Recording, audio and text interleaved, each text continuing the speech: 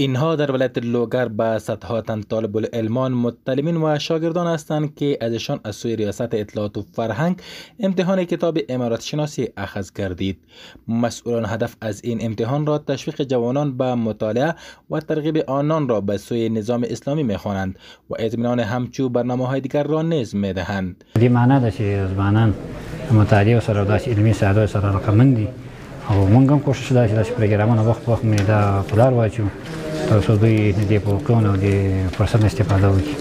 در عین حال اشتراک کنندگان این امتحان ضمن قدردانی از مسئولین این گونه برنامه‌ها را به خاطر فکر و عقیده اسلامی جوانان مهم و مفید تلقی می‌کنند.